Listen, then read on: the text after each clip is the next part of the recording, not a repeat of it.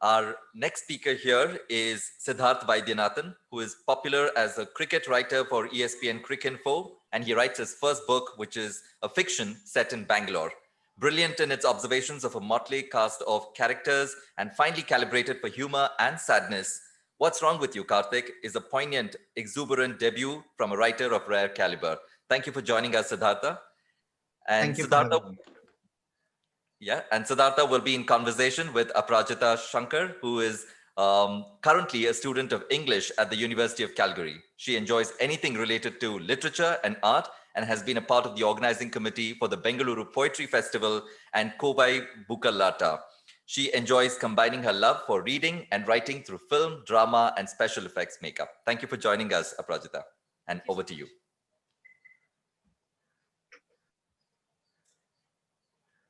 Hi, Siddhartha. It's great to have you here with us at the Bengaluru Literature Festival. And I just wanted to start us out by talking about the experience that I had reading your debut novel, What's Wrong with You, Karthik. And I was quite surprised to realize that I did, in fact, have quite a lot in common with a 12-year-old boy. And that kind of worries me because I was thinking about it and I was like, we're both introverts. We're both backbenchers in school and we both have terrible handwriting. So now I'm really worried for myself. So why don't you start by kind of introducing us to your book and telling us who Karthik is? Yeah, I don't think there's anything for you to worry about. I think Karthik is a totally normal 12-year-old boy. So yeah, the book is centered around this boy called Karthik.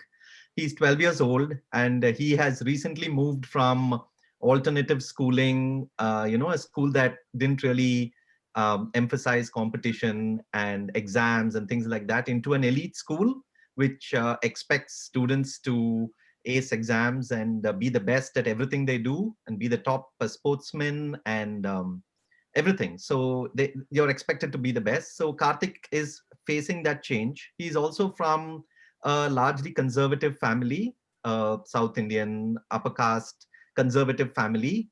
And so to move from that background into a school which is an all boys school, and anybody who has gone to an all boys school here may know the rowdiness and the general lawlessness that can pervade the school. And so it's a big change for him. So the book traces his life over a period of 1 year, his first year in school, and tries to uh, understand the challenges that he faces and what he ends up how he was and what he ends up becoming. This is a bit of a sidetrack, but for me, I think even more so than Karthik, the presence that's really felt throughout the book is the presence of Bangalore. Whether it's Karthik talking up Bangalore's weather or his dad complaining about how incompetent BBMP is, I think it's really relatable for anyone from Bangalore to read this book. And it's really kind of a snapshot of Bangalore in like a time that's kind of passed by, but wasn't that long ago. So, how would you say that Bangalore is kind of affected your storytelling process? Um, yeah, I lived in Bangalore for 22 years, the first 22 years of my life, before I moved to Mumbai for work. And then I moved back to Bangalore. And I consider Bangalore home. My parents still live there. And whenever I go back to India, Bangalore is pretty much where I go first.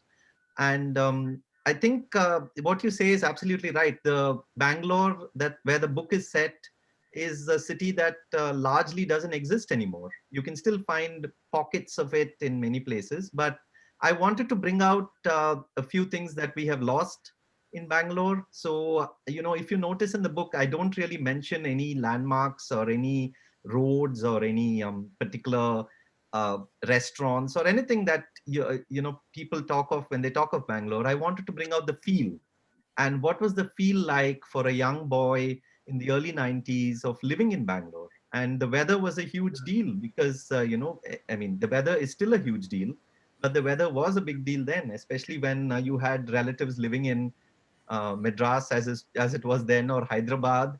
When they came to Bangalore, it was suddenly you realized, oh, okay, you're privileged, you're cool. And so that was one aspect of it. And the other aspects, of course, was about just understanding how people lived in Bangalore at that time. It was well before the IT boom.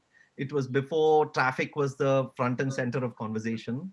And, what did they talk about? And I wanted to bring out those little things into the book as well. Yeah, I think Bangalore really just oozes out of every single page. And I was wondering if you could kind of read a little bit for us.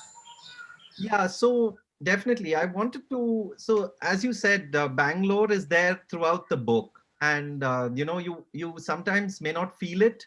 It's not explicit, but if you've lived in Bangalore, or even if you've lived in a city similar to Bangalore, you will understand it. But one of the things I also wanted to bring out, apart from the romance of Bangalore, was also that it was a challenging decade for many there, and especially the early 90s. And so there is a bit in this book that talks about that period in the early 90s when the Kaveri issue was hot. I mean, the Kaveri issue is always, it keeps coming on and off even today. But back then it was really, really, it went on for a really long time. And so I wanted to understand how a 12-year-old boy saw those riots. So now riots are a very serious thing, and violence is very serious. But children view it very differently, and children don't necessarily understand the gravity of the situation. So here's a passage I'm going to read. So what this is from a part of the book where Karthik has joined the new school, and he's being bullied, and he's actually facing quite a few challenges himself, and he even faces physical attacks, and so he doesn't want to go to school in that period. He wants to just be at home. So I'm going to read this part where he's sort of wishing that he needn't go to school. If only my father could have opened the Hindu and declared a minister had died, or even better, if only he could have announced the onset of a fresh round of Kaveri riots. 2 years earlier, the fight for the waters of the Kaveri River had led to nearly 6 months of no school, a dream sequence that ran summer holidays, a break for possible riots, a brief spell of school, another break for possible riots, a lengthy break for the actual riots, Christmas holidays, and another break for possible riots. As tension gripped the city, it was an unforgettable time. My father had feverishly tracked the news, reading out snippets each morning. Shop burnt, car smashed, cinema torn down, hundreds flee.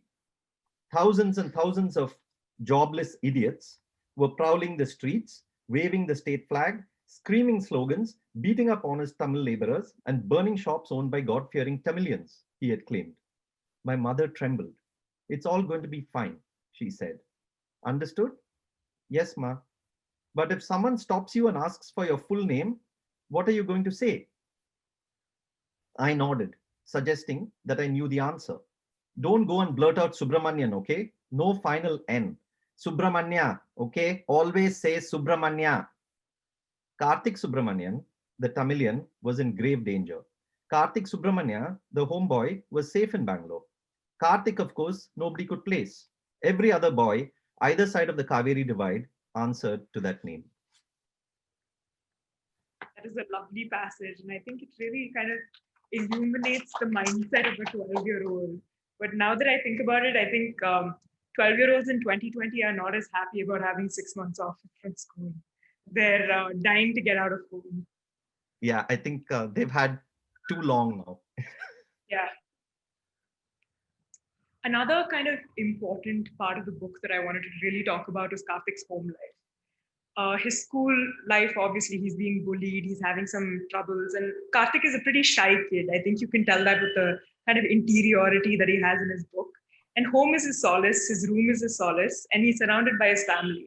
He lives with his mother, his father, and his grandfather, his tata, who I think he shares the closest bond with. It's such an interesting relationship because I think his grandfather really pushes him to kind of challenge himself and, move forward from the kind of things that he's stuck in.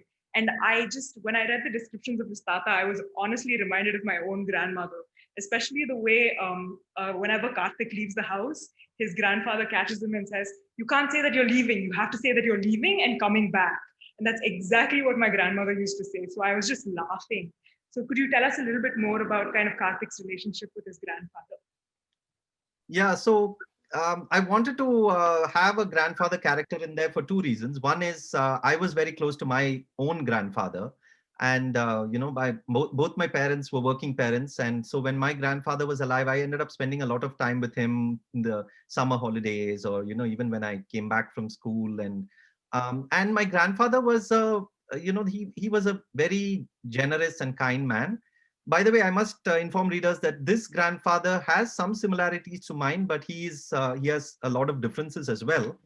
And the other reason I wanted to write it is because as we move along into the nuclear families and so on, the children don't live with their grandparents these days as much. Some do, but many don't.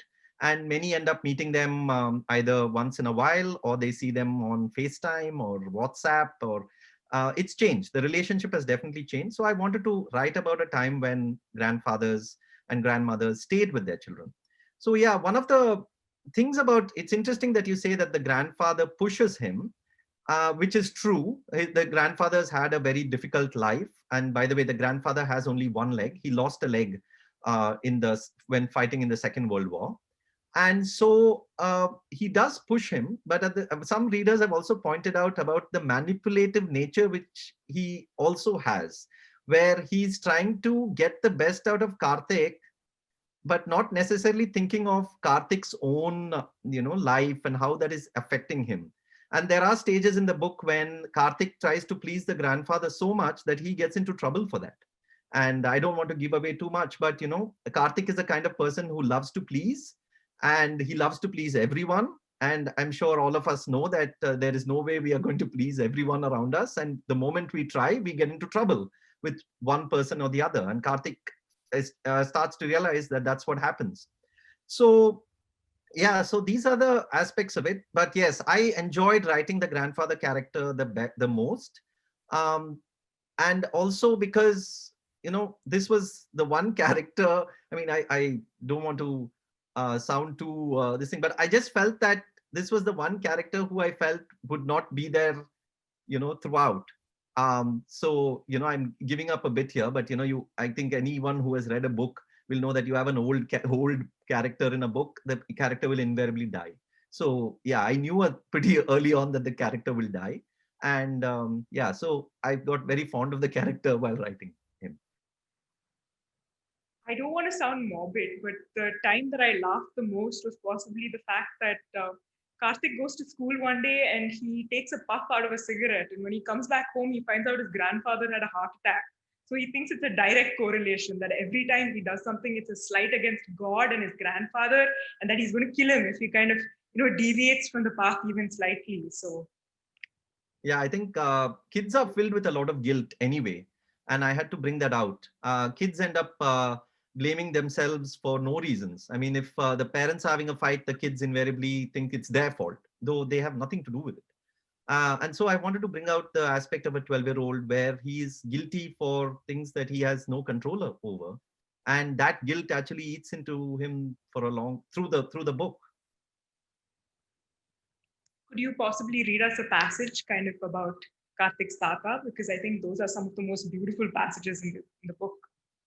Yeah, I would love to. So one of the themes running the book is, Karthik's Tata and his father pushing Karthik to do well in mathematics. Now, anyone who has grown up in South India, or who anyone who's grown up in India, I think, understands that, the obsession that we have with mathematics and how success in mathematics equals to success in life. And this is especially true of in my experience, it's true of Tamil Brahmin families where centum is a term that they often used, and centum is if you don't get 100 out of 100 in a maths exam, are you even human? What is this? Do you even have a brain? So I wanted to I here is a passage where Karthik is talking about his mathematics and how he's trying to do well, but he's struggling. And then there is also a bit about his grandfather there. Mathematics, everyone said, was as straightforward as it got. A problem, a formula, a solution. How complicated could that be? Knowing which formula to apply where was half the battle. And our teacher, Father James, was most supportive, urging us to see the beauty in complexity and to always choose an elegant method over the obvious one. eager to crack every problem in every exercise set, desperate to be hailed as the mathematics whiz of 7C, anxious to impress everyone at home, I rushed through the steps, heedless. And the quicker I moved towards the final answer, the more readily I screwed up. Confronted with an unfamiliar problem or confused by a question's phrasing, I worried I was underprepared, which brought on waves of panic. Most of my practice tests were overrun with elementary blunders, multiplication gaffes, substitution flubs, unit mix ups. A train hurtled at 800 kilometers an hour when the answer was 80. A tap magically filled a water tank in 20 seconds when it really took 20 minutes. My grandfather was in a tizzy over these goof ups.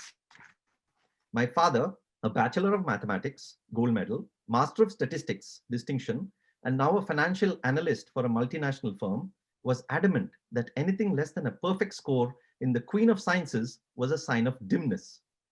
The only way to eliminate these mistakes, they were convinced, was to challenge me with puzzles at every opportunity. In the grocery store, could I add up the price of the items as I picked them? My father clutched his hair when my sum was off by 8 paise. At the petrol pump, he told me to compute the car's mileage and slapped his forehead when I screwed up the division. During the final stages of an India-Sri Lanka cricket match, I was asked to work out the run rate required after each ball. Caught up in the pulsating finish, I tripped up and over and over, which pissed off my grandfather more than India's sloppy bowling. I waited for him to administer a tongue lashing. What I got was ominous silence. 17 into 19, a voice demanded, jerking me awake in the dead of the night. I turned over, agitated. Karthik, my grandfather shrieked, pinching my arm. What is 17 times 19? You have to be able to do these calculations in your sleep. There was no point even trying. That's how disoriented I was. So I promised to write out the 17 times table as an imposition. And the 19 times table too, he said, tugging my sleeve. Make sure to write both tables 20 times.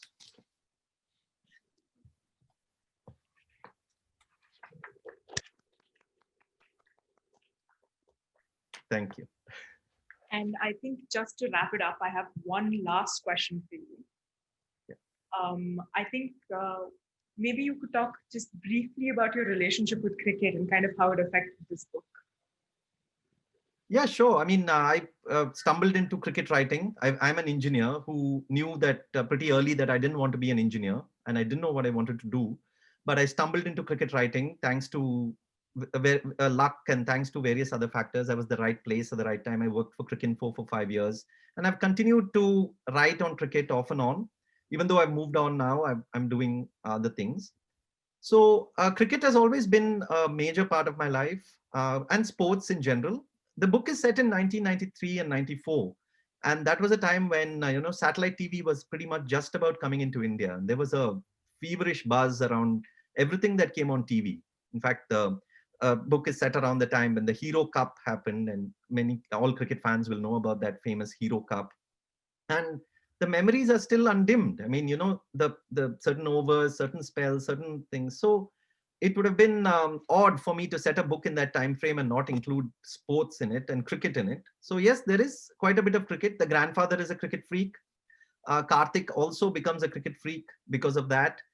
And the school is pretty, has a prestigious cricket tournament that they have, and they're keen to win that tournament. So there is a couple of chapters covering that the tournament and the final. And and I just felt it's nice to have cricket in a fiction setting because now I can make things up. I don't have to, go by what happened. I can just create whatever happened. And so that was enjoyable to write, make up a cricket match. Great. Awesome. Thanks, Siddhartha and Aparajitha. There's one question in the interest of time. We'll take that. So Siddhartha, this for you. Why do you think that boys after a certain age hold back from discussing their problems with their peers, even with parents that they're close to? Like Karthik seemed quite close to his mom and Tata. Yeah, I mean, I'm not an expert in psychology and things like that, but I think from my experience, there is a sense of defeat that many boys face at a certain time if they accept their vulnerabilities and their weaknesses, and to say that I'm not good at this, or I can't do this, or to even cry. I mean, there are parts of the book where Karthik doesn't even want to cry in front of people because he sees it as defeat, and many boys do. Many boys are told early on that don't cry like a girl, which is an atrocious thing to say, but it goes into the heads of boys that crying is weak. And so that actually really backfires because they're not willing to share their vulnerabilities. And it's not just boys, it's men too. That men too keep things within themselves, and that leads to a lot of complications, leads to depression and various other factors. And of course, many people are studying this and have studied this, and I'm not an expert, but I think that's pretty much what I can say in my experience. That's great. Yeah. Aparajitha, do you want to wrap it up? Thank you so much for being here with us at the Bangalore Literature Festival, Siddhartha, and I'm sure that everyone's going to enjoy reading your book. Oh, thank you. Thank you for having me. It was wonderful. I would have loved to be in Bangalore. As I said, it's my hometown, but unfortunately, the circumstances dictate that I'm here via Zoom. And thank you, everyone who is there. And thank you for all the attendees who have come from different parts of the world. And yeah, have a great weekend. Yeah, great. Thank you. Thank you, Siddhartha, for joining us. And thank you, Aparajitha, for moderating that session.